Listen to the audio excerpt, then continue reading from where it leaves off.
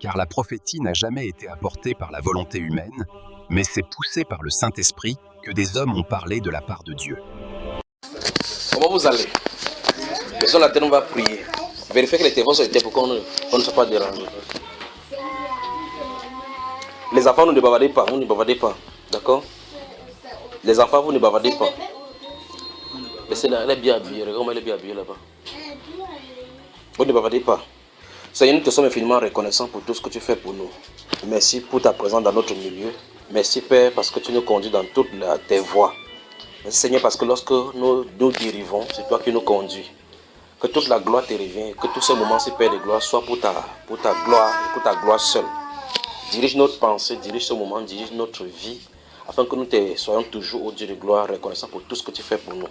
Que nous servions, ô Dieu de gloire, au but pour lequel tu nous as appelés, c'est-à-dire à la louange de ta gloire. Car tu nous as choisis, tu nous as élus avant la fondation du monde, afin que nous nous présentions devant toi et nous te louons. C'est une grâce, Seigneur, d'être devant de toi pour appeler ton nom. Car plusieurs sont enfouis dans le péché dans le monde, ne s'en sortent pas. Et beaucoup veulent s'en sortir, ils ne savent même pas quelle est la direction. Mais il t'a plu, Père de gloire, de nous adresser cette sainte vocation. Nous te sommes infiniment reconnaissants pour cela. Seigneur, les mots que nous avons sur la terre ne suffiront pas pour te dire merci seulement. Mais daigne accepter, ô Dieu de gloire, de ces lèvres des mortels, parce que tu nous y as invités par le sang précieux à la croix que tu as versé, de pouvoir nous prosterner devant de toi, car qui oserait de lui-même s'approcher devant de toi. Mais c'est par ce sang-là, ce sang précieux, ce sang magnifique du Seigneur Jésus-Christ, que nous avons le droit, l'accès, le libre accès d'avoir de venir devant le trône. C'est en vertu de ce sang, Père, que je me présente avec ce peuple-ci maintenant, pour venir devant de toi, afin que tu sanctifies les cœurs, que tu restaures les vies, et que tu bénisses tous ceux qui sont ici maintenant, Père, car c'est toi qu'on cherche, nous tous ici ensemble. Que toute la gloire te revienne et qu'on sorte d'ici béni, dans le nom précieux du Seigneur Jésus-Christ. Amen. Amen. Que le Seigneur bénisse, je suis à votre service maintenant. Oui, Seigneur. Oui. Il y avait une fois là, bon, c'est le frère William qui avait demandé pour une question là. Il n'y a pas cessé vers le sang quand tu as répondu.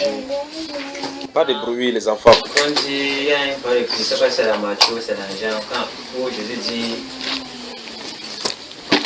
que les fils du royaume sont jetés au dehors, il y a les pleurs et les grincements des dents.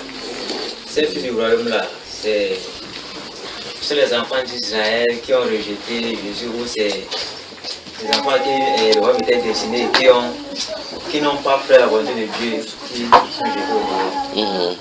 Je voulais savoir. Voilà, on va éclaircir cela, on va lire maintenant, parce que quand on dit les enfants des fils du royaume, on parle dans les ténèbres du dehors, ainsi de suite, les gens utilisent n'importe quelle théologie, mélangent les choses. Tout le monde est là, on peut commencer. On commence. Lisons Matthieu chapitre 24. On va lire Matthieu chapitre 25 beaucoup. On va lire Matthieu chapitre 24, puis on va lire toujours dans le livre de Matthieu chapitre 22, le verset 1, le verset 1er jusqu'au verset 22, puis il va expliquer cela et puis on va en sortir de là. C'est l'une des raisons pour laquelle l'écriture est donnée. C'est l'une des fois on a vu ici les mystères. Ce sont des choses que si on comprend dans la Bible, on ne doit pas savoir, ça ne doit pas nous embrouiller. Matthieu chapitre 24.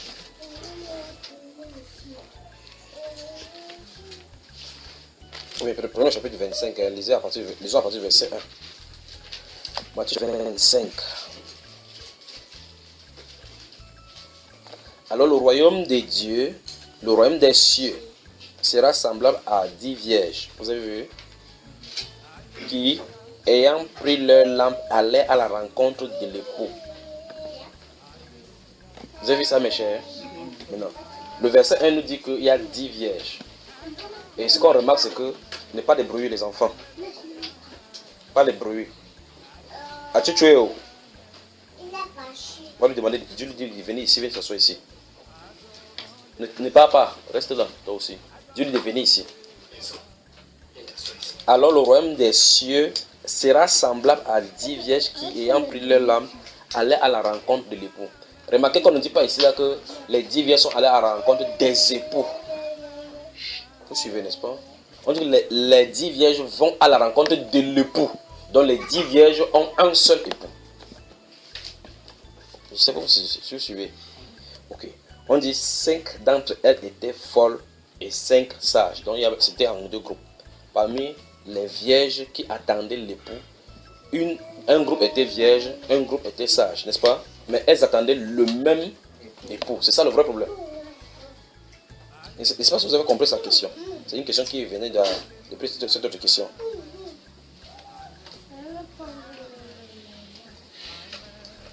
Verset 3. Les folles en prenant leur lampe ne prirent point d'huile avec elles. Mais les sages prirent avec leur lampe de l'huile dans des vases. Comme l'époux tardait, toutes s'assoupirent et s'endormirent. Donc, le verset 6 montre clairement que tous attendaient le même époux. On n'a pas dit quand les époux tardaient à venir. D'accord? Verset 5. Comme l'époux tardait, toutes... Pourquoi tu as versé le bruit là? Viens t'asseoir ici. Verset 5. Comme l'époux tardait, toutes s'assoupirent et s'endormirent. Au milieu de la nuit, on cria. Voici l'époux. Je veux remarquer que épouse est au pluriel et époux est au singulier. Donc toutes attendent le même époux. N'est-ce pas? On dit, comme l'époux tardait, toutes s'assoupirent. Au milieu de la nuit, on cria. Voici l'époux. Allez à sa rencontre. Pas à leur rencontre. Allez à sa rencontre. Maintenant, regardez bien. Verset 7. Alors toutes ces vierges se réveillèrent. On a dit toutes ces vierges. Donc, et les vierges sages et les vierges fortes se réveillaient. C'est pour ça qu'il y a ce réveil-là, même parmi les non-chrétiens, ceux qui sont dans les religions, vous appelez... oui, pendant qu'on a ça senti à travers de la sanctification, il y a un réveil parmi les protestants, les évangéliques, les autres là-bas. La même chose se passe là-bas. On dit toutes se réveillent parce que la Bible est claire. Ça ne peut pas être le contraire. On dit toutes se réveillèrent. Maintenant, il y aura une différence. Quand on se réveille pour dire que, oh, n'importe quelle religion est prêcher maintenant que Jésus revient bientôt. N'importe quel, même les catholiques, ils disent que Jésus revient. Nous sommes vers la fin du monde. Tous disent cela. Mais la différence est au niveau de l'huile. Parce qu'on a dit que pendant qu'ils étaient tardés, il y avait les sages qui avaient l'huile. En prenant les lampes, elles avaient l'huile.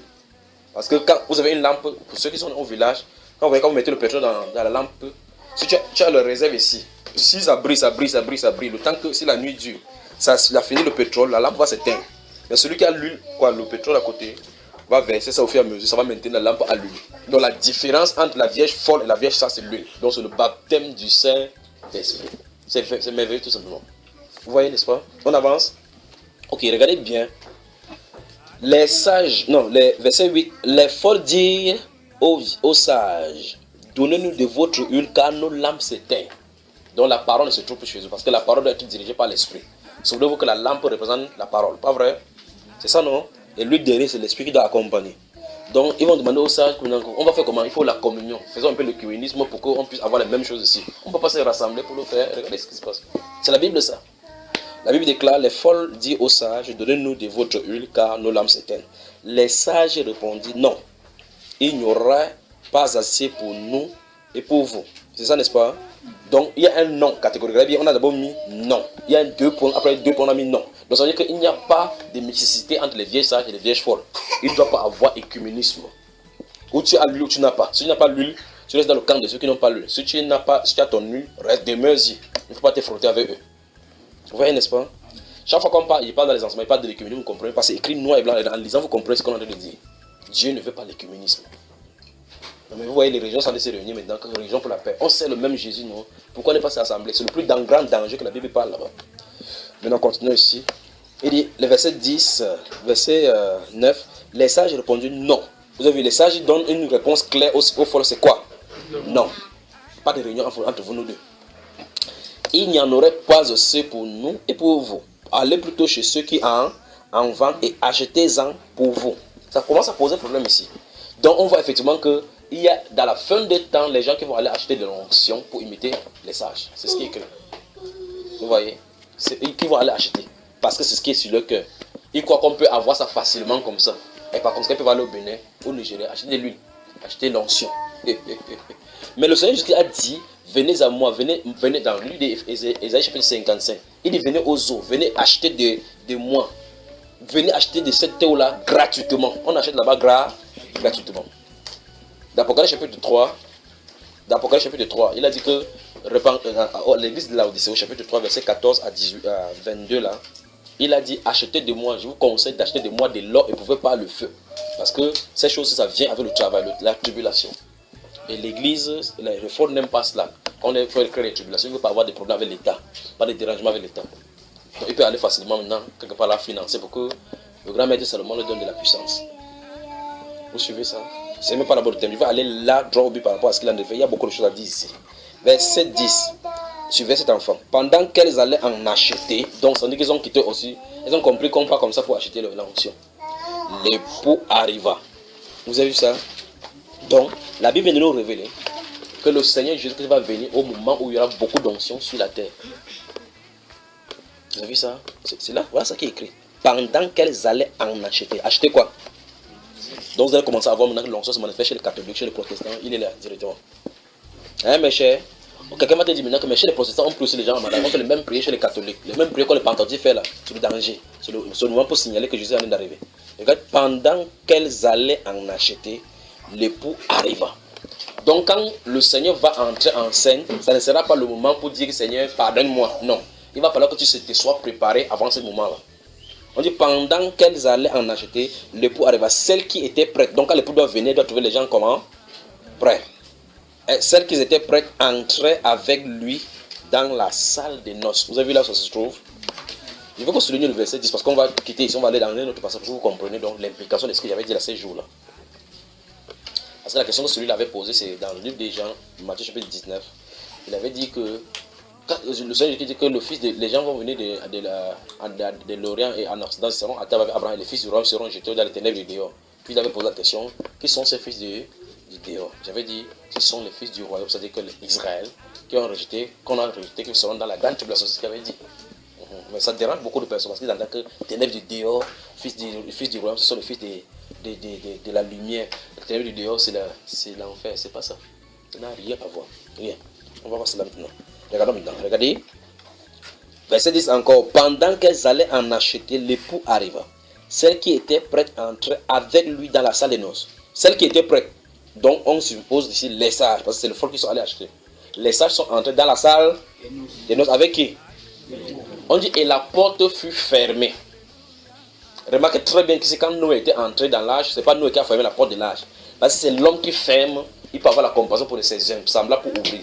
Là-bas dans le livre de Genèse, on dit que c'est le Seigneur qui avait serré, qui avait fermé la porte. Là, quand Noé est entré, Dieu a fermé la porte pour dire que personne ne peut ouvrir. Donc même chose ici.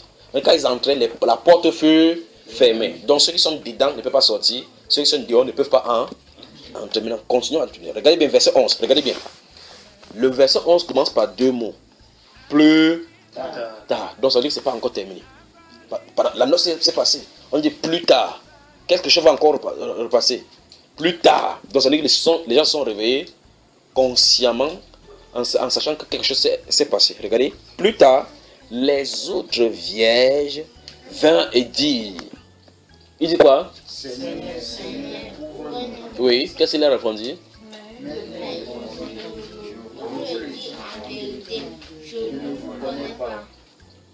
Puis verset 13.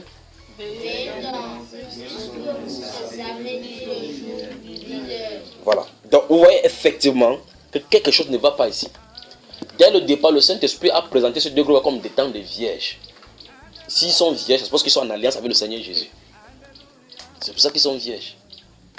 2 Corinthiens chapitre 11 nous dit que je vous ai fiancé à une vierge, comme des vierges pures, à un seul époux. Alors là-bas, mettez le doigt ici, 2 Corinthiens, rapidement pour qu'ils puissent parler. C'est même pas le sujet là. À moins que le Saint-Esprit ne veuille qu'on continue à se lancer ici maintenant.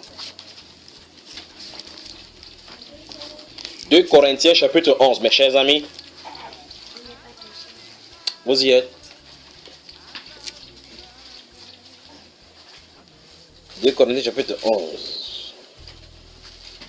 Je vais lire le verset 1 et le verset 2.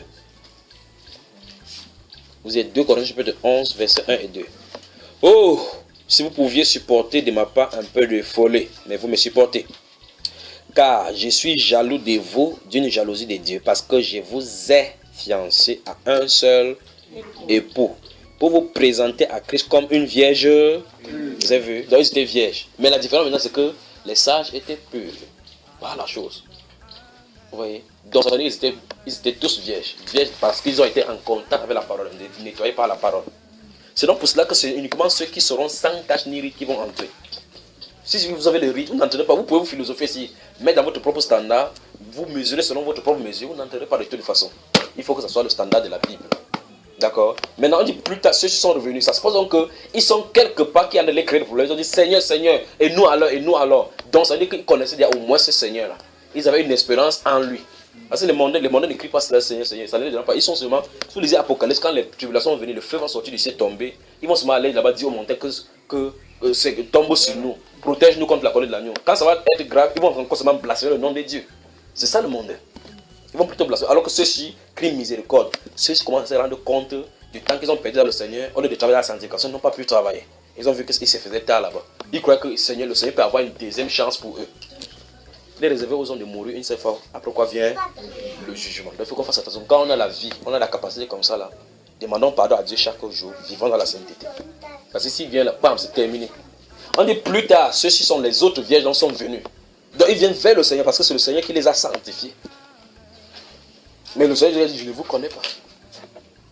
Il les a dit ça ouvertement. Parce qu'il ne peut pas entrer dans le groupe où il se trouve là-bas. Parce qu'il a dit, il avait déjà dit, rechercher la paix et la sanctification sans laquelle personne ne verra le Seigneur. Donc la sainteté les a manqués.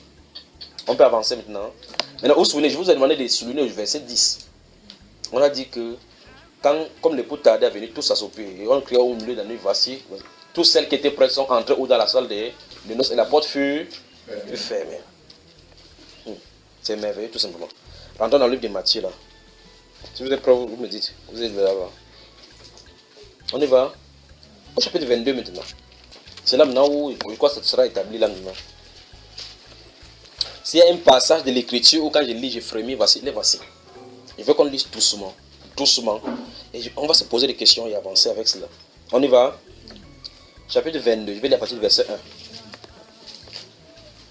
Chapitre 22. C'est pour ça que je vous ai demandé de souligner le verset, parce que c'est dans le verset 10 qu'on parle de quand celles qui étaient prêtes sont entrées dans la noce. C'est ce qu'on a vu là-bas, non? Au chapitre 25, là, le verset 10. Que celles qui étaient prêtes, l'époux venu, il les a pris pour aller où? À la noce, et la porte fut. Allons voir maintenant ce qui se passe à l'intérieur, avec autour de cette noce-là. C'est au chapitre 22, c'est tout Jésus qui parle. Jésus prenant la parole parla de nouveau en parabole. Quand c'est de nouveau en parabole, ça se pose qu'il faut que ça soit expliqué. Donc c'est en image qu'il en est expliqué. Et il dit, le royaume des cieux est semblable à un roi qui fit des noces pour son fils. Je crois que nous sommes dans le même contexte ici. Voilà. Il envoya ses serviteurs appeler ceux qui étaient invités aux noces, mais ils ne voulaient pas venir. Vous avez vu ça? Cochez le verset 3. Si vous avez coché, j'avance.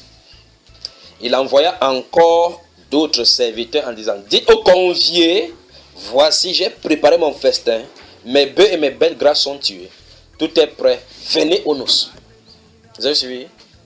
Verset 5. Mais sans s'inquiéter de l'invitation, il s'en allait celui-ci à son champ, celui-là à son trafic, et les autres se saisirent des serviteurs, les outrageaient et les tuaient. Vous avez vu cela, n'est-ce pas? Verset 7. Notez le verset 6 parce qu'on va y revenir. Merci Père, merci pour tout ce que tu fais pour nous. Verset 7. On y va. Le roi fut irrité. Il envoya ses troupes, fit périr ses meurtriers et brûla leur ville. Vous avez vu cela? Notez le verset 7. Cochez seulement, on arrive. On arrive, on y va. Alors il dit à ses serviteurs, les noces sont prêtes, mais les conviés n'en étaient pas dignes. Soulignez, n'en étaient pas dignes.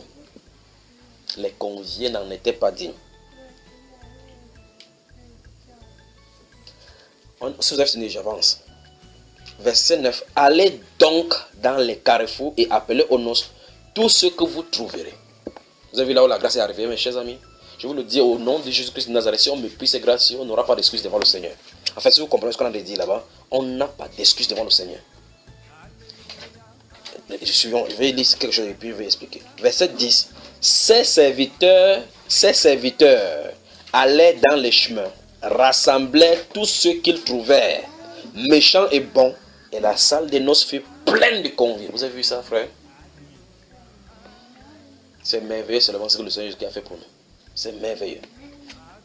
Verset 11. Le roi entra pour voir ce qui était à table. Voici le danger. Et il aperçut là un homme qui n'avait pas revêtu un habit de noces. Souligné. Il y a des questions dans la Bible ici qui renversent l'entendement. Aïe. Le roi entra pour voir ceux qui étaient à table. Et il aperçut là un homme qui n'avait pas revêtu un habit de noces. Il y a une prédication qui veut parler de toute bouche sera fermée devant le roi des rois. Regardez, verset 12, il lui dit, mon ami, soulignez mon ami.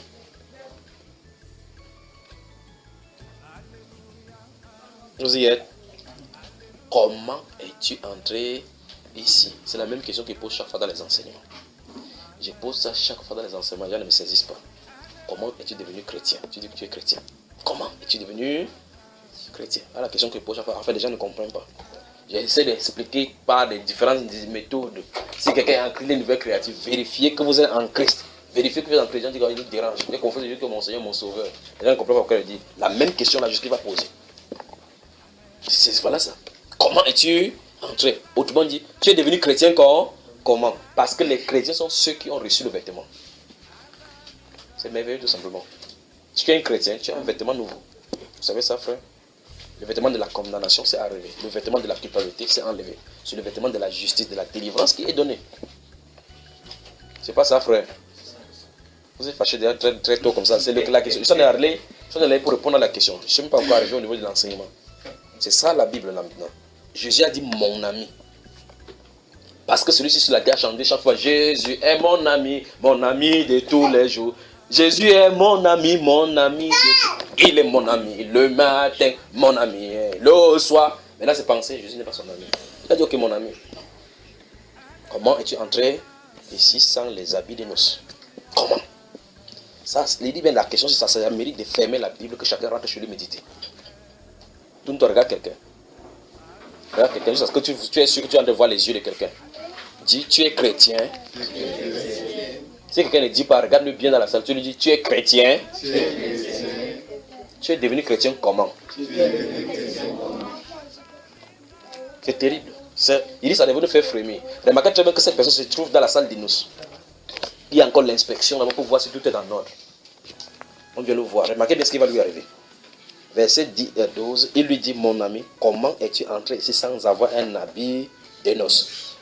La réponse est claire. Cet homme eut la bouche.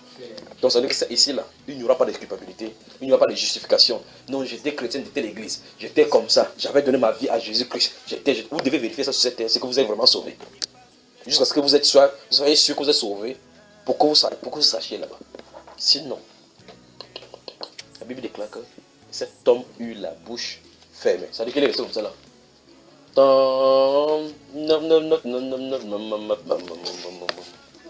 Vous savez ça, n'est-ce pas? Lisons le verset 13, ce qu'il arrive.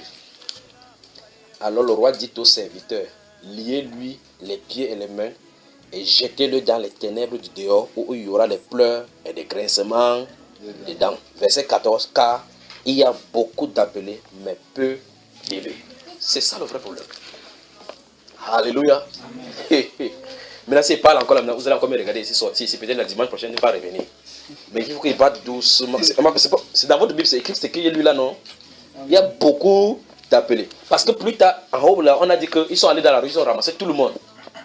On croit que l'évangile c'est pour tout le monde. Ah non, donne ta vie à Jésus. Je donne ma vie à Jésus, je suis au milieu. Quand on commence à prêcher la sainteté, les gens commencent à regarder comme ça. Qu'est-ce qu'il a? Dieu n'est pas trop dur comme ça. Dieu n'est pas trop dur comme ça. Mais il est au milieu chrétien. Il est mon ami de tous les jours. Il est de tous les jours. Quand le diable m'attaque, il est là pour me sauver. Et effectivement, il a les témoignages où le diable veut l'attaquer. Il est là pour le sauver. C'est pas ça le problème. Le jour de noces, tu sauras de quel côté vraiment tu t'es trouvé. Dis à ton voisin, fais attention. Vérifie que véritablement tu es en Christ. Il ne s'agit pas d'avoir de bons comportements. Dis à quelqu'un, il ne s'agit pas d'avoir de bons comportements. Car les bouddhistes ont de bons comportements. Les francs-maçons ont de bons comportements. Les résurrections ont de bons comportements. Il s'agit de la vie de Christ demeurant en toi. Du vêtement de justice qui t'est accordé. C'est ça dont il est question. Autrement dit, tes péchés ont-ils été pardonnés? C'est ça le problème. Vous suivez ça? Voici le problème. Voici, je dis que, je ne sais pas si vous entendez ça les enseignements. Je passe mon temps dans les enseignements à dire vérifiez que vous êtes sauvés. Vérifiez que vous êtes chrétien de la bonne manière. Vérifiez que vous avez l'Esprit de Dieu habitant en vous. Vérifiez que la vie de Dieu habite vraiment en vous. N'essayez pas d'imiter, on n'imite pas la vie de Dieu. Si ça ne va pas, déposer la Bible, pleurer devant lui. C'est ce qu'il dit chaque fois dans les enseignements, non? C'est ça qui se retrouve là-bas. Vous montez de ça, vous me fuyez n'importe comment, fuyez, allez vous cacher dans le champ avec la Bible. C'est là où ça va, ma voix va vraiment bien sortir. Vous allez comprendre ce qu'il sonne de vous l'a dit. C'est ça, donc c'est de Jésus en train de parler ici. Donc on va rentrer doucement maintenant au chapitre 22, là on va aller doucement. Premier scénario. La Bible déclare que dans ce chapitre 22 de Matthieu, qu'il y avait un roi qui avait fait un festin pour les noces de son fils. Nous comprenons clairement ce qu'il est question, n'est-ce pas? Puis on dit qu'il envoyait ses serviteurs pour aller dire aux conviés, ceux qui étaient invités aux noces, que venez, les noces sont prêtes. On dit que chacun a commencé à dire que non, moi j'ai mon problème avec le champ là, j'ai mes limites là, que le voisin veut voler le champ. Il faut qu'il parte arranger la situation, n'est-ce pas? D'autres ont attrapé les gens et tué. Ce verset, si regardez le verset, rentrons là, je vous demande de trouver un premier verset là. Verset 6, regardez. Et les autres se saisissent des serviteurs, les outrages et les tueurs. Nous voyons effectivement ici que ça ne peut pas être les chrétiens. Parce que les chrétiens n'ont jamais tué quelqu'un qui en envoie pour le message. Donc il s'agit des juifs. Vous avez vu cela? Donc dès le départ, si vous allez me permettre de mettre ça entre guillemets, parce que le plan de Dieu se déroule normalement. Dès le départ, si on prend le plan de Dieu sur le plan humain, dès le départ, c'est comme s'il y a un père qui a fait décide que son fils va se marier tel jour. Il décide, ok, ce sont les juifs qui vont venir à la noce. Il s'en dit humainement parlant. Pourquoi c'est ce qu'on a dit ici? Il dit, ok, il envoie un serviteur, Esaïe, Jacob, ainsi de suite, que parle-les pour qu'ils se rassemblent pour ces jours-là. Pas vrai? Ils arrivent là-bas. On dit que qui t'a envoyé? On l'a lapidé les uns comme vous avez vu dans la Bible. Jésus avait dit, il est écrit, je vous envoie les prophètes, vous lapiderez les uns, crucifiez les autres, n'est-ce pas? Parce que ce sont eux. Il dit que tous ceux qui sont venus après moi, ce n'est pas eux les libérateurs, ce sont des voleurs. Maintenant, écoutez très attentivement. Il vient dire aux Juifs donc que soyez prêts, voici le Messie arrive, les noces que vous allez dire arrivent. Parce que si les messagers viennent pour annoncer qu'il y a une noce, ça suppose donc que son fils devait se marier. On est d'accord? Donc tous les messages d'Israël que les Israéliens ont reçus concernaient le Messie et son église. Et c'est pour ça que c'est ici. Puisqu'on a dit ici qu'il a envoyé le roi, a fait le festin de noces de la noce. Donc dans le plan parfait, c'est que son fils ait une épouse. C'est ce qu'il a présenté en Adam, en faisant que Adam, l'épouse sort d'Adam, depuis la Genèse. Il a commencé à expliquer cela dans toute la loi, c'est expliqué. Donc aux Juifs, le message aux Juifs qui était présenté, c'est que le moment viendra, le Messie prendra une femme. N'est-ce pas ça? L'apôtre Paul, on venait de le lire, c'est que je vous ai fiancé à un seul époux. C'est pas ce qui est écrit. Donc en réalité, c'est le message de la Bible là-bas depuis l'Ancien Testament. Donc l'Ancien Testament et le Nouveau Testament ont en train de parler du mariage. Vous comprenez pourquoi quand quelqu'un divorce, il y a un quelque chose qui ne va pas avec lui? Vous comprenez pourquoi quand une femme déjà quitte l'autorité de son mari, c'est grave avec lui, avec elle, parce qu'elle est en train de désobéir au commandement de Dieu. Parce que c'est la première institution de Dieu, parce que c'est sa volonté. Qu'est-ce qui va monter sur la terre? Votre livre que vous tenez là-bas, c'est l'histoire du mariage. Du début jusqu'à la fin. C'est pour ça que ça finit avec la fin du mariage. Alors Dieu va concocter tous les manigances pour pouvoir montrer comment le mariage va se présenter, les différentes facettes du mariage. Différentes facettes du mariage. Comment le mariage va se passer. Le but de ce livre-ci, c'est le mariage. Amen. Ok. Alors ils disent donc que les Juifs vont venir au mariage. Maintenant regardez le verset 6, le verset 7 disent, et les autres se saisissent des... Ne mets pas ça dans la bouche. Cette pièce-là, ça reste entreprenez la pièce, et puis comme ça il avance ça, après on va interrompre la prédication pour le délivrer de ça. Et les autres se saisissent des serviteurs, les outragés et les tués. Vous avez vu que ça c'est la condition des Juifs ici. N'est-ce pas?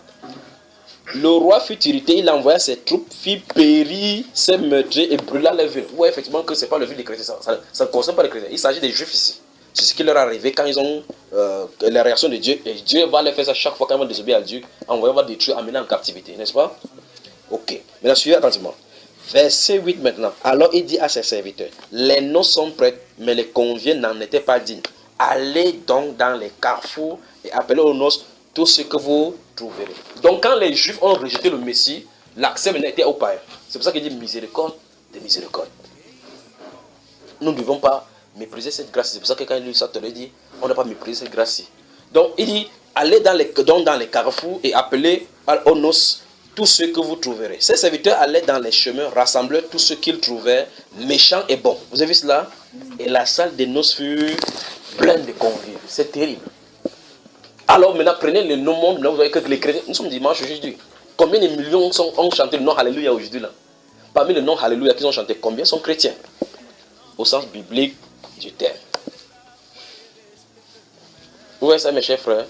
Donc, initialement, je suis en train de vous la prendre pour répondre à la question. Quand il dit que ce sont les Juifs qui ont rejeté le Seigneur Jésus parce que c'était tourné comme ça, ce sont les gens qui vont rester dans la grande tribulation. Il faut qu'ils passent par la tribulation. Il faut qu'ils passent par la tribulation parce que si la noce passe, eux, ils vont devoir crier. D'accord, mon frère? On va encore revenir ici là-dedans. Mais regardez, imaginez un peu le verset 11. Le roi entra pour voir ceux qui étaient à table et il aperçut là un homme qui n'avait pas de vêtements. Il a dit, mon ami, comment es-tu entré ici sans les habits? C'est suffisant pour prêcher là maintenant pendant 4 jours là maintenant. Comment tu es entré sans avoir les habits de noces? Comment quelqu'un est chrétien? Comment tu es chrétien? Je suis venu chrétien parce que je suis né dans une famille chrétienne. Mon père était chrétien. Hein. Ma mère, c'était un fervent croyant. On a une famille de chrétiens. On a toujours été chrétiens chez nous. Vraiment. Tu es entré comme ça. Tu es entré. Ah, il te faut la repentance. Non, non, non, non. Depuis petit, tu es à l'école de dimanche et chanter à la chorale jusqu'à... Vraiment, hein. Ça te fait que tu sois chrétien. Hein. Regarde quelqu'un pointe son doigt comme ça. Prends-tu le doigt. Dis, tu dois naître de nouveau. Si tu n'es pas de nouveau, tout ce que tu fais là, c'est pour toi, ta famille et tes pasteurs. Voilà. C'est là le vrai problème. C'est comme ça qu'on entre. On dit que celui-là a eu la bouche fermée. Remarquez bien que la condition, c'est que ici, on n'a pas dit, ok, donnez-lui un habit. Parce que ce n'est pas là-bas, c'est pas la noce qu'on a l'habit. Les habits sont donnés depuis. Et le plus grave de toutes ces histoires, c'est que l'habit là est gratuit. C'est ça qui est dit dans la Bible. L'habit est gratuit. Si tu achètes un habit, ce n'est plus ça. Ça doit être donné par la grâce. Il a dit là-bas que car plusieurs sont appelés. Puisqu'on a dit, c'est le roi qui a dit, dans cette histoire, on a vu que c'est lui qui a dit qu'aller dans le carrefour, amener tous ceux qui sont là-bas, non? Hein, frère? Comment il vient encore chercher quelqu'un à l'intérieur? Alors que c'est lui qui a donné l'ordre qu'on ne peut pas trouver. Ils sont allés pris. On a pris les gens bons et méchants. Pas vrai? Remarquez qu'on n'a pas dit à celui-ci que pourquoi tu es mauvais. Vous avez remarqué, frère? Il ne s'agit pas de comportement là-bas. On a dit que, on a amené les gens. La salle fut... On a pris quoi? Les bons seulement? Les bons et les... Qu'est-ce qu'on a reproché à ce type-ci? Son comportement? Quoi? Le vêtement. Tout le monde regarde quelqu'un encore. As-tu le vêtement? Sinon, ta vie spirituelle s'est terminée. Si c'est oui, maintiens ton vêtement pour ne pas le salir. Parce que c'est sans tache ni ride. On aura prêté une série de prédications peut-être pendant 2 mois concernant tout autour de ces vêtements-ci. D'accord? Pour que vous compreniez l'importance. C'est le but là pour lequel le Seigneur Jésus est allé à la croix. C'est terrible. Je veux que vous remarquez que dans ce verset-ci, le roi n'a pas reproché le fait que celui-là soit bon, soit méchant. Quand il est entré dans la salle, il n'a pas dit que tu étais voleur. Non. Vous avez remarqué? Il n'a pas dit que toi tu étais méchant, toi tu étais bon. Il n'a pas dit à celui-ci que pourquoi tu étais méchant trop comme ça là, avant qu'il t'invite ici. Non. Il a dit que le vêtement. Parce qu'en réalité, si vous regardez la façon que le mariage se passe, parce qu'il faut que je vous explique un peu cela. Ça passe dans le moyen oriental, en ce moment-ci là. Ça se passait comment? Quand quelqu'un faisait le mariage, chacun ne venait pas avec son vêtement. Eux-mêmes qui cousaient les vêtements selon le nombre d'invités qui sont invités. Quand tu es arrivé comme ça, tu remarquez bien que nous avons des vêtements différents ici. Si on voulait s'asseoir dans la salle de noces, on ne serait pas en uniforme. De telle façon qu'on ne puisse pas savoir qui est qui. Vous voyez? C'est seulement les convives, ceux qui se marient, ou bien les gens qui sont axés par la fête, qui ont un vêtement différent pour être à l'honneur.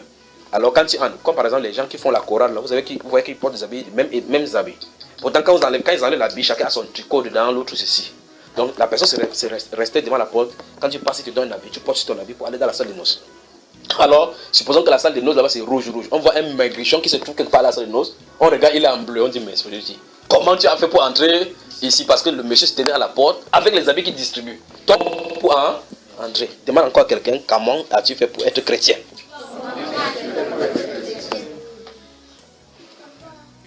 Je ne sais pas si c'est de ses frères. Chaque fois qu'il fait comme ça, je pleure dedans parce que je connais quel mal ça fait aux gens.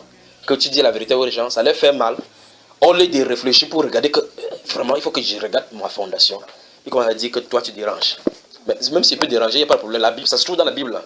Tôt ou tard, tu vas monter, tu vas descendre, tu vas te retrouver dans cette réalité. Que si quelqu'un est en Christ, on ne devient pas en Christ par intelligence. Même si tu dis que je suis en Christ, je suis en Christ. Si ce n'est pas vrai, tu te trompes. En Christ va être là-bas dans la Bible, tu ne seras pas toi dedans. Demande à quelqu'un, es-tu en Christ?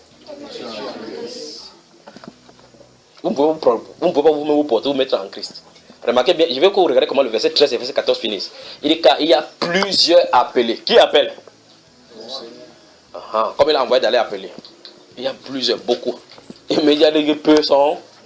Donc ça veut dire pour parler pendant les gens qui se groupent, les gens qui sont devenus comme ça, lui là, ça part dedans. Pourtant, c'est lui qui a lancé l'appel. C'est pour ça que je veux que vous remarquez qu'il a dit qu'allait amener tous ceux qui sont en route. Or, en allant amener comme ça, il savait qui était là, qui doit être là, qui n'est pas là. Qu'est-ce que celui-ci a fait pour ne pas avoir les vêtements? Pourtant, les vêtements sont donnés gratuitement. Comment il a fait pour ne pas avoir quelque chose qu'on donne gratuitement? Est-ce que vous comprenez quand il dit les vêtements sont donnés gratuitement? C'est le vêtement de la justification. C'est ça. C'est ça, donc c'est les questions ici, là, maintenant. C'est pour ça qu'il parlait, j'ai posé la question tout à l'heure. Tes péchés ont-ils été pardonnés? Si c'est non, oublie l'affaire là. C'est fracassant, n'est-ce pas, frère? Mais c'est la vérité. C'est la vérité. La Bible déclare dans Apocalypse chapitre 19, verset, je ne vais pas glisser dans verset 19, chapitre 19 d'Apocalypse, verset 6, 7, 8 et 9. Que réjouissez-vous, car les noces de l'agneau sont arrivées et son épouse est préparée. Il lui a été donné de se revêtir de fins lin purs, éclatants purs. Il dit les fins lin éclatants purs sont les œuvres justes des saints. Par les vêtements. Quel est ton style de vie? As-tu reçu ces vêtements? On dit qu'il lui a été donné de se revêtir. Donc, elle n'a pas acquis ces vêtements. On lui a donné. Il lui a été donné de se revêtir. Et on dit là-bas que les noces de l'agneau sont venues et son épouse s'est préparée. Donc son épouse doit être prête le jour J. Si tu n'es pas de l'époux, tu ne partiras pas de toute façon.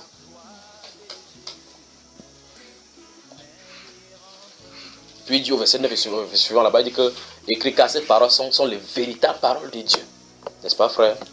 Les véritables paroles de Dieu, verset 10. Il dit que c'est les véritables paroles de Dieu. Et ces choses-ci sont les véritables paroles de Dieu. C'est ce que Dieu dit. Que c'est Dieu qui dit comme ça, là, que heureux ceux qui sont appelés au festin des noces de l'agneau. Quand les festins des noces de l'agneau sont arrivés, et son épouse s'est préparée, il lui a été donné de se revêtir. Donc Dieu a dit que l'épouse de mon... Parce que c'est le but de l'écriture, que l'épouse se marie.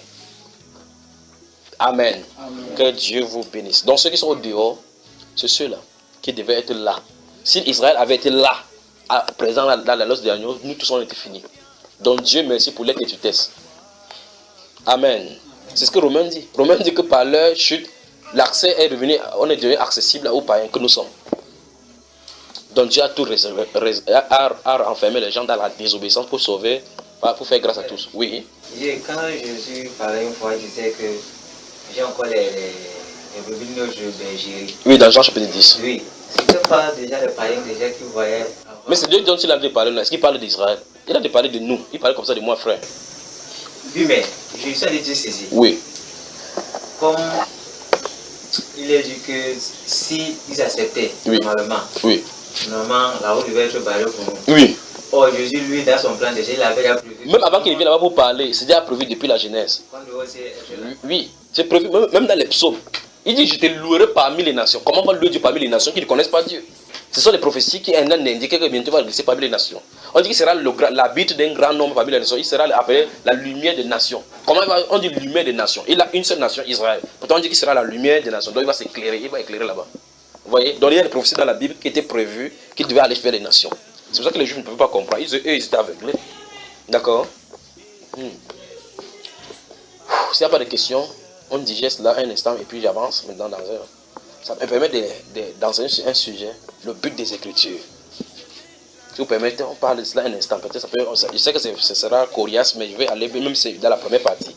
Le but des Écritures, le pourquoi les Écritures sont données. Y a-t-il des questions? Donc vérifions qu'on est en Christ. On ne va pas passer le temps à se tromper jour après jour. Vérifions qu'on est en Christ. Les mêmes choses que les païens expérimentent, nous expérimentons. On dit qu'on est en Christ. Quelle est la différence entre... Je crois que si vous voulez, on va en parler dans ce texte, dans cette option, un instant. Quelle est la différence entre nous? Remarquez très bien qu'on dit païens, nous tous nous sommes des païens. Pas vrai? Il dit nous tous là, nous sommes des païens. Mais la différence entre les païens maintenant, nous païens et les autres païens, c'est que nous avons été justifiés. Comme nous disons que nous sommes en Christ. D'accord? Quand tu dis à quelqu'un que tu es mondain, hier un jour tu étais mondain aussi, non? Les mêmes pratiques qu'il faisait, toi tu ne faisais pas, vrai? 1 Corinthiens chapitre 6, lisons cela, voir. 1 Corinthiens chapitre 6.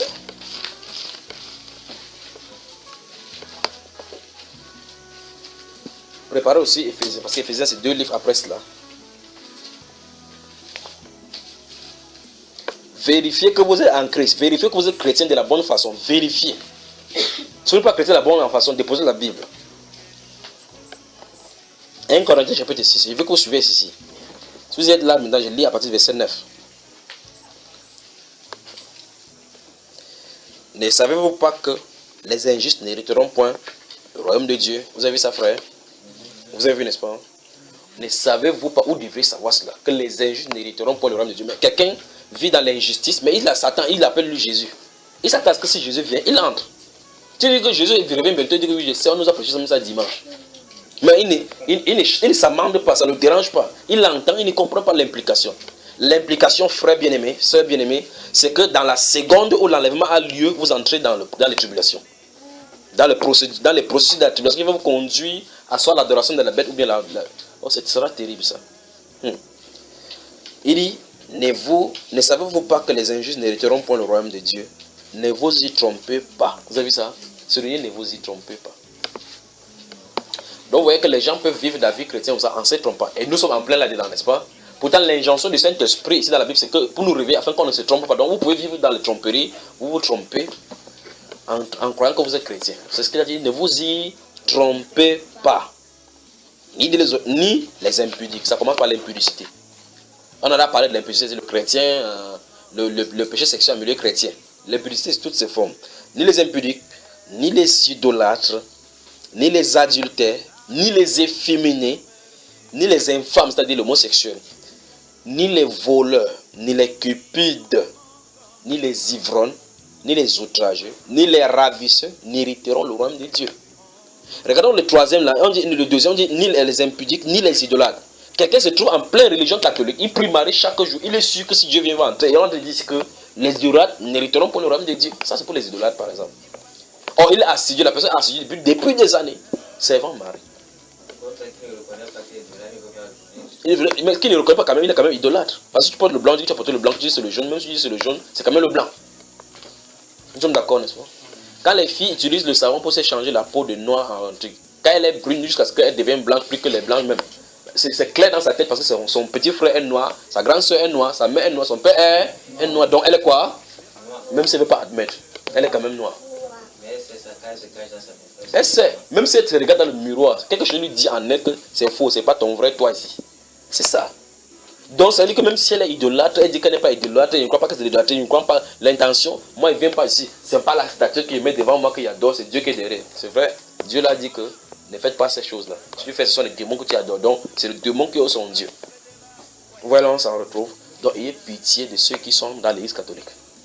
Parce que la Bible est claire, il ne retourne pas. Non, quand il va mourir, quand c'est dit, cela 2 ou 3 jours, c'est aujourd'hui qu'on a canonisé, on vous a dit que Marie-Thérèse, ou c'est Marie-Thérèse qu'on appelle sainte. C'est ça, non? On l'a déclaré sainte ces jours-ci.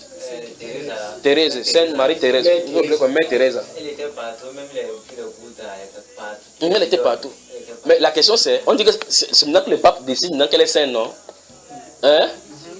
Vous savez pas, allons au chapitre 1, si vous allez savoir. Donc depuis les choses, tout ce qu'elle a fait à Calcutta là-bas, tout ce qu'elle a fait à New Delhi et autres là, allons-y au verset 1. Regardez, on arrive là. Chapitre 1 de 1 Corinthiens 6. On n'a pas fini le verset chapitre 6. On va y revenir. Regardez le verset 1. Paul, appelé à être apôtre de Jésus-Christ par la volonté de Dieu, et le frère Sostène. Vous allez être. Regardez. Verset 2. À l'église, je suis dans 1 Corinthiens chapitre 1, le verset 1 et le verset 2 maintenant. À l'église, dans la lettre, il a dit le destinataire à qui il a écrit la lettre. À l'église de Dieu qui est à Corinthe. Vous y êtes. À ceux qui ont été en Jésus-Christ. Donc, le problème, c'est d'avoir été sanctifié. On n'a pas été sanctifié par une déclaration. Vous voyez, on n'est pas sanctifié par une déclaration qu'un pape se lève pour te dire que tu es saint. Non, ça n'a rien à voir. Tu dois avoir été sanctifié. Parce qu'il n'y a qu'une seule chose qui sanctifie. Ce n'est pas le sang. Vous avez vu cela? C'est le sang de Jésus qui est sanctifié, qui met les gens à part. Sans le sang, là, il n'y a pas de sacrifice. Dieu ne peut pas admettre. Vous devez passer au travers du sang. D'accord? Il dit à ceux qui ont été sanctifiés en Jésus-Christ, appelés à être saints. Et à tous ceux qui invoquent en quelque lieu que ce soit le nom de notre Seigneur Jésus-Christ, leur Seigneur et le nôtre. Mettons le doigt ici, allons dans le livre de Colossiens, rapidement, allons devant. Mettons le doigt au chapitre 6, là, on va y revenir. Colossiens, après Philippiens, après Éphésiens et Colossiens. Parce que quand l'introduction de Colossiens m'interpelle là-bas. Regardez. Vous êtes dans Colossiens chapitre 1. Tout le monde dit, je peux lire. Dans Colossiens chapitre 1. Donc, demande à quelqu'un à côté de toi là. Es-tu un vrai chrétien? Ou bien tu es un hybride? Regardons verset 1. Paul. Je suis dans Colossiens chapitre 1, verset 1. Je veux que vous voyez quelque chose. Paul, apôtre de Jésus-Christ par la volonté de Dieu, et le frère Timothée. Aux catholiques, remarquez bien le verset 2 maintenant. Aux catholiques qui sont à Colosse. Ok. Qui sont aux saints et frères qui sont à... Que la grâce et la paix vous soient données de la part de Dieu notre Père. Vous avez vu cela?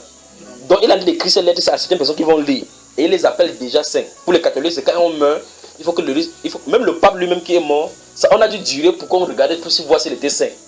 Mais quelque chose ne va pas dans la vie, il faut les délivrer tout le monde là. Quand il vit, on l'appelle sa sainteté. Il meurt, on réfléchit, il faut l'appeler saint. Vous ne voyez pas qu'il y a quelque chose qui ne va pas? Donc quand il vit, on l'appelle comment? Sa sainteté, le pape Jean-Paul II. Sa sainteté. Donc c'est quelqu'un qui respire, c'est la sainteté. Mais il meurt, on réfléchit, il faut qu'on l'appelle saint. Et après on dit qu'on l'a canonné. Qu'on l'a canonné. Donc s'il était plus saint depuis, mais on le lance. Oui. Étant mort. Quelque chose ne va pas avec eux. Ça, c'est généreux. Il faut avoir pitié de ceux-là. La Bible déclare, il a écrit ce livre aussi à ceux-là ceux qui vont recevoir ça, on l'appelle les saints. Ils sont dans la ville de Colosse. Ils sont saints. On n'est pas saint à notre mort, on est saint pendant qu'on est vivant. Et on doit avoir eu contact avec le sang du Seigneur Jésus-Christ. C'est ça les saints là, d'après la Bible. D'accord? Vous êtes fâchés, vous sauvez les frères, les prêtres, c'est votre problème. Là, on rentre dans Colossiens. Rentrons dans 1 Corinthiens 6. Vous me regardez comme ça, comme c'est moi qui avais écrit ça. Il a dit que, est-ce qu'il écrivait ça? Est-ce qu'il a écrit à Colossiens, c'est aux morts? Il a dit qu'aux saints qui sont morts à Colosse. Non. Donc ça dit qu'il a dit la lettre, c'est ceux qui vont lire la lettre, ceux qui vont lire, quand on lit. C'est à nous que l'apôtre Paul a écrit. Il dit que la grâce vous soit donnée. Donc les personnes vont entendre cela. N'est-ce pas? Donc rentrons dans 1 Corinthiens 6 parce que ça a l'implication là-bas. Donc dans ce 1 Corinthiens 6, verset 9, vous allez lire, ne vous y trompez pas. Donc on peut se tromper. Ni les impudiques, ni des idolâtres. Les gens sont dans l'idolâtrie comme ça depuis des milliers d'années. Depuis des milliers d'années, d'autres meurent. Non, ma mère était une fervente catholique. Malgré qu'elle soit catholique, elle craignait vraiment Dieu. Elle craignait Dieu. La Bible dit clairement, 1 Jean chapitre 5 finit par, mes petits-enfants fuyaient les idoles. Elle craignait que Dieu. Et l'idolâtrie, c'est la première atteinte contre la souveraineté du Seigneur. Mettre une chose associée à Dieu, quelque chose à côté, il n'y a point de divinité à côté de lui. C'est terrible. Et quelqu'un dit, non, il était sérieux, chaque 5 heures était un matin. Une démoniaque comme ça. Regardons ce verset ici. Il dit, verset 10, ni les voleurs, ni les... Souvenez-vous de ceci. Écoutez-moi, regardez-moi très attentivement maintenant. Écoutez bien, il faut que vous me fixez les regards dans mes yeux. Regardez-moi bien. Vous avez des membres qui sont des églises catholiques. Depuis le prêtre, le pape et tous vos gens qui ont là-bas, ce sont des sorciers. Voilà. Je regarde maintenant, verset 10. Ni les voleurs. Je recommence encore, ce sont non seulement des sorciers, des satanistes. Ils adorent Satan. Consciemment ou inconsciemment pour les uns. D'accord? Ce sont des satanistes. Parce que le satanisme, c'est le pratique du satanisme. C'est ceux qui adorent Satan. Vous ne pouvez pas adorer Dieu devant une idée alors que lui a dédié. Vous faites point de représentation. Et on fait représentation. On dit que non. L'essentiel, c'est que Dieu va comprendre mon intention. C'est toi qui vas lui dire maintenant ce qu'il va faire. Verset 10 ici. Ni les voleurs, ni les cupides, ni les ivrognes, ni les outrageux, ni les ravisseurs n'hériteront le royaume de Dieu. C'est ce qui est écrit, frère. Donc si tu regardes une catégorie, si tu te trouves dans une catégorie, chante Alléluia comme tu veux. Chante la chair des poids, arrête les gens. À la fin, il a dit que tu t'étais trompé.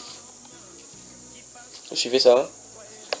Verset 11, maintenant il dit, et c'est là ce que vous étiez. Quand il dit vous étiez, ça se pose qu'à cet instant, ils ne sont plus. C'est que vous étiez quelques-uns de vous.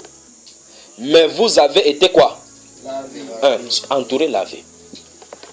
Mais c'est merveilleux ce que le Seigneur Jésus a fait à la croix. Mais vous avez été quoi? Oui, voilà. Vous avez été Il dit, mais vous avez été lavé, mais vous avez été sanctifié, mais vous avez été justifié au nom du Seigneur Jésus et par l'Esprit de notre Dieu. Voilà donc ce qu'il en est. Si ce n'est pas accompli, oubliez. Vous êtes dans l'idolâtrie, dans la masturbation, toutes ces choses que vous pouvez voir. C'est à cet instant-ci, on dit que donc, il n'y a donc plus aucune condamnation pour vous. Donc quand vous regardez ces pratiques, c'est avec toutes les autres pratiques, vous voyez dans Ephésiens chapitre 4, chapitre 5, Galates chapitre 5, 16 à 22, là, si vous trouvez ça que vous êtes à l'intérieur, oubliez. Parce qu'il a dit que ces choses ne doivent pas se nommer parmi les chrétiens, parmi les saints. Vous comprenez? Alors, avant d'arriver ici, j'étais en train de vous la dire ceci. Quelle est la distinction donc entre nous? Parce que nous sommes donc les gens des nations. Quelle est la distinction entre nous, qui nous disons de la Bible, et ceux de l'autre reste des nations qui n'ont pas alliance avec la Bible? C'est avec le fruit, ce que nous produisons. Il faut qu'on soit distinct dedans. Il y a une nette séparation entre ceux qui appartiennent à Jésus-Christ dans leur vie intérieure et extérieure, par rapport à tous ceux qui sont dans le monde. S'il n'y a pas de séparation, une différence claire entre le monde et nous, nous nous trompons. Il faut que dans notre façon de faire, notre façon de vivre, qu'on voit la vie de Christ transcender notre vie. Si ce n'est pas comme ça, on oublie. Vous suivez, frère? Vous suivez? Éphésiens dans chapitre 2.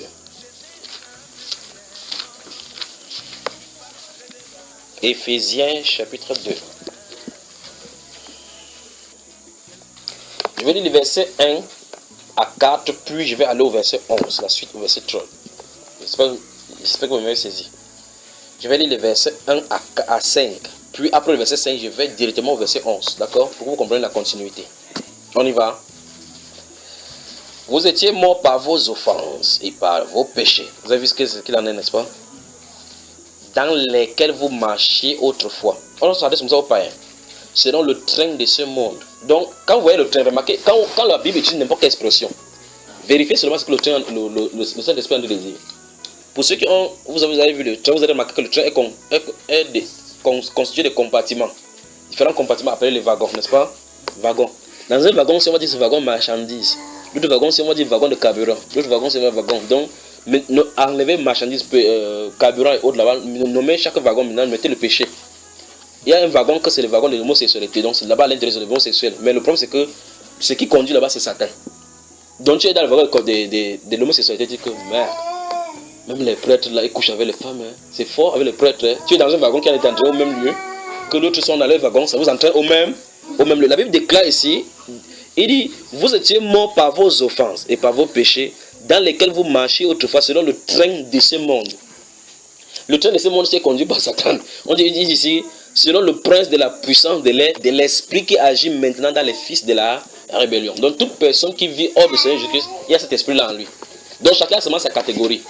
Vous voyez que les gens définissent, même les mondains, vous voyez sur les antennes de la télévision, les mondains viennent dire, les politiciens et autres là-bas, les satanistes, même les rosicruciens viennent dire que non, notre mœurs ne permet pas l'homosexualité, on ne veut pas l'homosexualité au pays. Ils disent comme ça, il est franc-maçon. Qu'est-ce que vous en dites? Il est dans un wagon de franc-maçon, conduit devant là-bas par Lucifer. Mais il refuse que l'homosexualité n'entre pas. Lui, donc il faut que le wagon là-bas, il faut que Satan va avec le wagon là vide. Non, non. Selon le train de ces mondes, selon le prince de la puissance de l'air, de l'esprit qui agit maintenant dans les fils de la rébellion, parmi lesquels vous marchez autrefois. Vous y êtes? Puis dit verset 3, nous tous aussi, nous étions de leur nombre. Donc là vous êtes devant moi. Vous montez, vous descendez, vous sortez d'un wagon. Chacun, comme on est là comme ça, chacun a son wagon dans lequel il était. Pour l'autre, vous allez voir pour l'autre qu'il pouvait ne pas faire n'importe quoi, mais la bière c'était sa part de wagon. Dans son wagon, on avait écrit 33 Esport. C'était seulement ça. Donc, demande à ton voisin, ton wagon c'était quoi? Voilà. Donc, il dit nous tous aussi, c'est ce que la Bible déclare, il dit nous tous aussi, l'apôtre Paul s'implique ici. Il dit nous tous, enfin, vous connaissez le wagon de l'apôtre Pierre, l'apôtre Paul. Lui, vous connaissez sa part ici. Sa part seulement que tu tentes de dire que les pharisiens ne sont pas bons, il va te montrer de quoi il est guéri, cette chose. Excel excessif pour la religion de Père. Donc, d'autres, c'est la religion. Verset 3 dit, nous tous aussi, nous étions de leur nombre et nous vivions autrefois selon les convoitises de notre chair. Donc hors de Christ, où tu montes des sens, c'est les satisfactions de la chair que vous allez voir. Et de nos pensées. Et nous étions par nature des enfants de colère comme les autres. Vous avez vu ça, frère? Donc même si quelqu'un dans le monde n'est pas comment, c'est pour ça qu'il vous dit chaque fois, si vous ne me saisissez pas, vous allez me comprendre de ces jours. Quelqu'un est bon n'importe comment. Il ne dérange pas quelqu'un. S'il n'est pas en Christ, c'est un serpent. C'est ce que la Bible est en train d'enseigner. Donc c'est un danger. C'est pour ça que vous voyez dans les pays musulmans et dans les pays occidentaux maintenant, là où vous remarquez que les gens qui commettent l'attentat, ils ont un seul dénominateur commun. On dit que ce garçon s'il était ici, il ne dérangeait personne. C'était un garçon exemplaire. Mais on est surpris, même son parent est surpris de son comportement. Comment vous cassez la dent du serpent? Vous croyez que le serpent change, ça change ce que je fais pas du serpent? Si vous arrêtez le serpent, vous cassez ces deux crocs-là. Ça fait qu'il ne soit pas au serpent. Il est là, il glisse comme ça, il glisse. Il n'a pas autre endroit. Là, tant que le dent pousse, il va te mordre, il a le venin. Donc le serpent, l'enfant du serpent, c'est quoi? Le serpent. Vous avez entendu le serpent faire le bruit quelque part? C'est les crapauds là qui ne mordent même pas, qui ne font le bruit. Chaque fois, le serpent envoie seulement comme ça, pop, qui t'a mis le poison. Pas vrai? Voilà. Donc la Bible déclare qu'on était donc par nature des enfants quoi? Des colères comme les autres. Mais Dieu qui est riche en miséricorde à cause du grand amour dont il nous a aimés, nous qui étions morts par nos offenses, nous a rendus à la vie avec Christ. C'est par grâce que vous êtes sauvés. Verset 11 directement. C'est pourquoi vous autrefois païens dans la chair. L'apôtre Paul a raison d'écrire ainsi parce que lui il est juif dans l'autre camp. Il a s'adresser comme ça à nous donc maintenant païens. D'accord? C'est pourquoi vous autrefois païens dans la chair, appelés incirconcis par ceux qu'on appelle circoncis et qui le sont en la chair par la main de l'homme. Souvenez-vous que vous étiez en ce temps-là sans Christ, virgule, privés du droit de cité en Israël, virgule, étrangers aux alliances de la promesse, virgule, sans espérance et sans Dieu dans le monde. Mais on veut nous faire comprendre aujourd'hui qu'avant que les Bibles, les colons ne viennent dans notre terre en Afrique avec la Bible, nos grands-parents connaissaient Dieu. La Bible dit non, ils ne connaissaient pas Dieu. Ils étaient sans Dieu, sans espérance dans le monde. Donc ils sont morts, c'est un enfer. Même si ça peut choquer, ça va choquer. Que dit quand je regarde l'Afrique, c'est pour les blancs, que c'est pour les blancs, il n'y a pas de problème. C'est un enfer seulement. Allons-y ici. Verset 13. Mais maintenant, en Jésus-Christ, vous avez vu ça surtout, n'est-ce pas? En Jésus-Christ, vous qui étiez jadis éloignés, vous avez été rapprochés par le sang de Christ. Donc il s'agit du fait, oui ou non, le sang de Christ a-t-il été appliqué sur toi? J'aimerais que vous compreniez ces choses quand vous lisez la Bible. Lorsque vous lisez Exode, lorsque les Juifs devaient sortir de l'Égypte, avant que Dieu ne les fasse sortir par la même puissance, il y a eu un jugement qui a eu lieu. Et ce jugement-là, la seule protection était sous le sang. La maison, il ne s'agissait pas que non, la maison s'est construite, c'est bien, les gens qui sont à l'intérieur sont beaux. Non.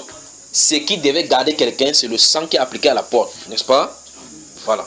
Donc si c'est par erreur, on appliquait le sang dans un linteau de porte dans lequel il y avait un Égyptien, l'Égyptien a été épargné à cause du sang. Et c'est fait que vous comprenez ceci. Donc c'est uniquement au travers du sang que Dieu va regarder chaque être humain. Christ a-t-il pardonné tes péchés? Ou mieux, comment es-tu arrivé ici sans le vêtement? Sans le vêtement. Tout va fermé. Souvenez-vous, c'est le vêtement de justice. Vous me suivez, frère?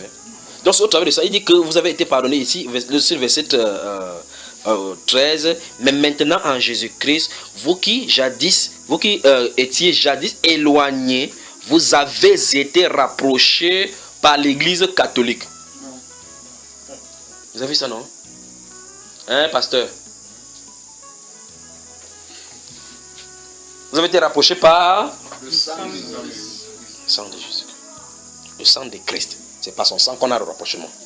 La Bible déclare à Hébreux que c'est par lui, nous avons les uns les autres accès auprès du Père. Pas par le pape, pas par Marie, jamais. Par lui, Christ Jésus. Nous avons accès auprès du Père, les uns les autres. D'accord? Verset 14, car il est notre Père. Lui qui, des deux, n'en a fait qu'un et qui a renversé le mur de séparation, l'inimitié. Donc l'antagonisme qui existait jadis entre les Juifs et les non-Juifs, ça a été renversé par le mur, par le sang de Seigneur Jésus. D'accord mes frères? Verset 15. Ayant anéanti par sa chair la loi des ordonnances dans ses prescriptions, afin de créer en lui-même avec les deux un seul homme nouveau, en établissant la paix, et de les réconcilier l'un et l'autre en un seul corps avec Dieu par la croix, en détruisant par elle l'inimitié. Il est venu annoncer la paix à vous qui étiez loin et la paix à ceux qui étaient près. Car par lui, nous avons les uns et les autres accès auprès du Père dans un même esprit. Ainsi donc, vous n'êtes plus des étrangers, ni des gens du dehors, mais vous êtes concitoyens des gens de la maison de Dieu. Ça, c'est aux païens qui s'adressent comme ça. Amen. Amen. Donc en réalité, si on est chrétien de la bonne manière, on est au bon endroit et on sera toujours au bon endroit. Le vrai problème, c'est qu'on est entré dans l'histoire de Dieu si par accident pour certaines personnes. D'autres ne comprennent ni la tête ni la queue. D'autres même se souviennent de leur généalogie chrétienne, ils ne peuvent même pas se retrouver. Donc ce sont des dangers. C'est comme si c'est quelqu'un qui a fait l'accident, il a eu un traumatisme crânien, il ne se souvient plus d'où il sort. Donc vous devez vous rappeler comment vous êtes devenu chrétien. Si Dieu n'a pas commencé avec vous, oubliez. Parce qu'il a dit cette bonne œuvre, celui qui a commencé cette bonne œuvre en vous l'achèvera. Si, il va la rendre parfaite pour le jour de Christ. Donc s'il a commencé une bonne œuvre en vous, il va terminer. Regarde encore quelqu'un, es-tu chrétien? Es-tu en Christ? Soit tu es à l'intérieur, parce que là où vous vous trouvez, on ne peut pas être à l'intérieur, à l'extérieur, n'est-ce pas? Soit tu es en Christ ou tu es à l'extérieur de Christ.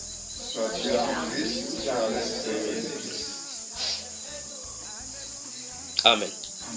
Vous voyez donc là où la chrétienté se trouve aujourd'hui, n'est-ce pas? Où les chrétiens se trouvent. Vérifions comment nous sommes devenus chrétiens. C'est là le vrai problème. Si on a commencé mal, on ne peut pas continuer à construire une maison en étage alors que vous avez fait une mauvaise fondation. La seule solution, c'est de détruire et de recommencer. Même si on a eu n'importe quelle autorité par la suite, n'importe quel nom par la suite, ça ne sert à rien parce que le nom, là-bas, on en fait le nom. Pendant que tu vas créer ta palma, qui va danser par là-bas, chacun va danser. Donc ça ne sert à rien. Donc il faut vérifier où on se retrouve. Ce n'est pas un bon endroit où y aller. D'accord? Souvenez-vous de cet homme-ci. On dit qu'il a eu la bouche fermée. Toute bouche sera fermée devant le roi des rois. Amen. Vérifions qu'on est chrétien. Vérifions qu'on est chrétien. Vérifions. Passons-y le temps jusqu'à ce qu'on en finisse. Passons-y le temps. Votre vie en dépend. Parce qu'il a dit les noces de l'agneau sont venues et son épouse s'est préparée. Si vous ne connaissez pas comment vous êtes, vous ne pouvez pas savoir comment vous préparez. C'est pour ça qu'on prêche contre le péché, les gens sont dérangés. Quelqu'un dit aujourd'hui que je suis sauvé, je suis sauvé, je suis sauvé. Demain tu prends une scène de prédication et dis mais vrai, tu es sauvé. Il confessait quoi d'eux au départ? Tu étais d'abord sauvé comment pour que maintenant tu ne sois plus sauvé? Je ne suis pas dit qu'il faut que vous sachiez pas intellectuellement. Vous devez savoir que quelque chose s'est passé à l'intérieur. Quand vous buvez de l'eau, vous savez que vous avez bu l'eau, pas vrai? Quand vous mangez, vous savez que vous avez mangé, non? C'est ça que je suis en train de parler. Vous devez être sûr de cette façon-là. Pas que vous êtes sûr aujourd'hui que demain, parce qu'il y a une certaine tribulation qui ne vont pas, vous dites non. Peut-être je ne suis pas en règle avec Dieu. Ce n'est pas ça dont il est question. Vous n'êtes pas en règle avec Dieu parce que vous ne péchez plus. Ce n'est pas ça dont il est question. Vous devez être en règle avec lui. Vous comprenez ça? Quelque chose doit avoir été de s'être produit à l'intérieur. Et ça n'a pas été produit, oubliez. Vous êtes encore en route pour être chrétien. Amen. Amen. Que Dieu vous bénisse. Beaucoup de gens seront surpris de se retrouver en enfer parce qu'ils se sont accrochés aux biens éphémères de ce monde. Je vous envoie ce message donc aujourd'hui. Préparez-vous de peur qu'à la dernière minute, vous disiez si j'avais su. Abubote asinina, kaza koma souvenir. Amuna babiane yamba sindo ne mama semanete. Amuma yogiana, entabane chele. Abo yanga bam, ambuna nezame. Oh, amuna sinu ya yelot, amama se ya yena misema. Majoe como bunana zambe o te danga yobinyuga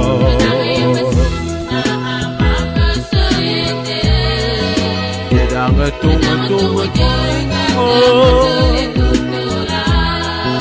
simsane simsano gabiana jolina azaba bilunyuga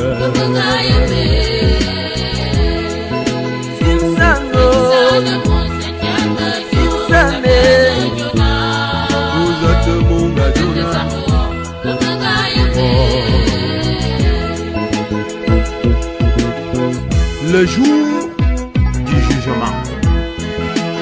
Ce fameux jour, nous allons tous nous retrouver devant le Seigneur à faire le bilan de notre vie.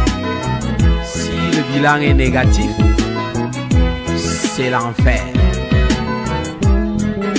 Un monstre Christ a yeso, un outil ici au majo. Avant la bouille, ma médaille boban, un monstre. Galate zambe, aïe le biana.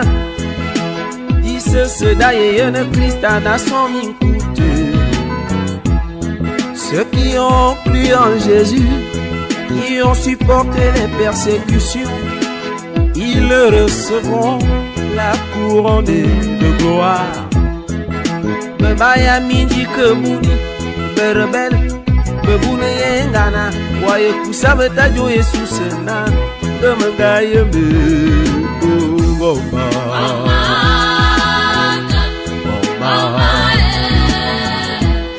ngole aye ngoma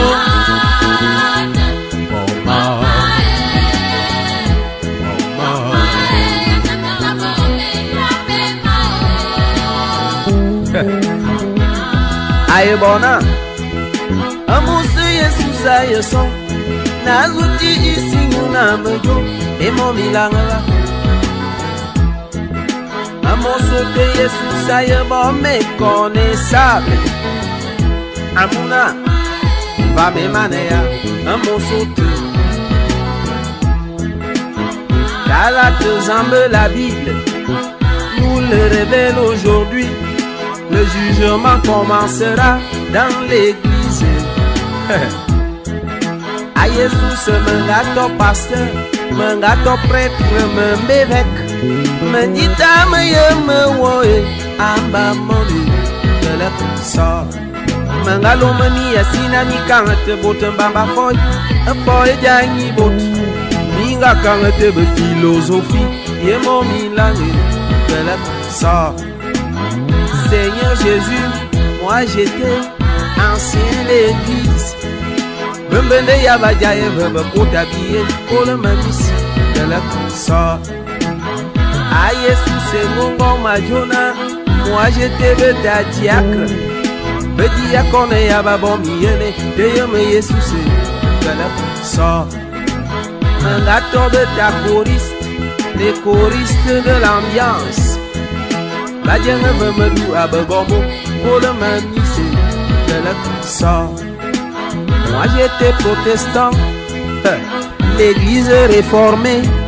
Ce n'est pas la réformation qui donne la vie de la sort. Seigneur Jésus, moi j'étais pentecôtiste, les seules églises réveillées. Est-ce que toi-même tu es réveillé? Tout doucement et l'auto sort. J'avais adoré Marie ta mère, j'étais même mariologue, joséphologue. Il n'y a pas de audace dans mon royaume que le sort. Seigneur Jésus, en ton nom, j'ai chassé les démons. Je ne t'ai jamais envoyé à chasser que le sort.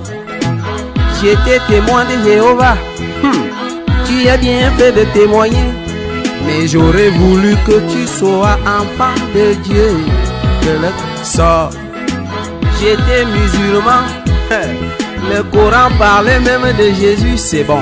Mais tu as refusé que je suis la vie, que le sort. J'étais rosicrucien, on m'a dit que Jésus tu étais maître rosicrucien. Era fombutuku, nada me fondo, c'est que le sort. À vous les dirigeants du monde, vous avez refusé ma justice. Ce qui vous a intéressé, c'est le pouvoir et l'argent sort. Président, ministre, gouverneur, directeur, préfet pour diriger mes créatures. Tu ne t'es même pas soucié de tous ces gens que le sort. Assez Yudo Dina disent ce sont des raons finish. They don't about the fire, they water for you in my combi. Go, Mimo, you drink tobacco, you jump. Woman, na you, fe na you, gonna saw.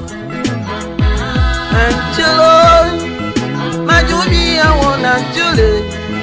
Ozaka yo ne be susena, gamanga yo be. Oh, mama.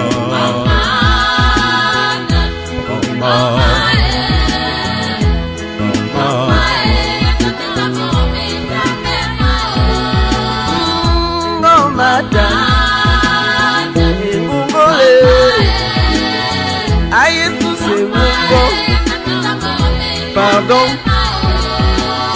pardon papa, et mon volet.